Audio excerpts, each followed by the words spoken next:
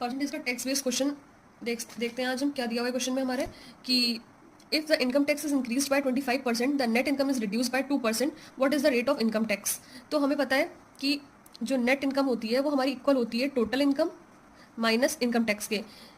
मैंने आपको ये बताया था कि इनकम टैक्स में अगर चेंज होता है तो हमारे किस पर असर पड़ता है, नेट इनकम पर पड़ता है। टोटल इनकम क्या होती है हमारी, हमेशा कांस्टेंट रहती है। वही क्वेश्चन में बोला गया है कि अगर इनकम टैक्स 25% इंक्रीज की जाए और हमारी इनकम टैक्स में जो चेंज होता है तो इससे हमारा क्या होता है, नेट इनकम में भी चेंज होता है और वो दोनों क्या हो जाते हैं, फिर बराबर हो जाते हैं। तो अगर इनकम टैक्स में 25% इंक्रीज किया गया है, इनकम टैक्स अगर 25% इंक्रीज हो रही है तो क्या होगा हमारी, what is the income reduce by 2%, तो हमारी क्या नेट इनकम 2% रिड्यूस हो जाती है। ठीक है, नेट इनकम जो होती है वो 2% रिड्यूस हो जाती है और ये दोनों क्या हो जाते हैं, बराबर हो जाते हैं, क्योंकि इन दोनों में इसमें और इसमें चेंज होता है और ये हमारा क्या होता है, कांस्टेंट रहता है। तो इससे हम क्या निकाल सकते हैं, income tax upon net income is equal to 2/25।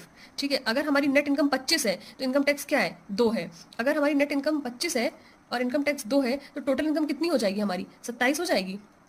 ठीक है, और हमसे क्वेश्चन में क्या पूछा गया है, rate of income tax. Rate of income tax, rate of income tax का फॉर्मूला क्या होता है हमारा, होता है income tax upon total income multiply by 100।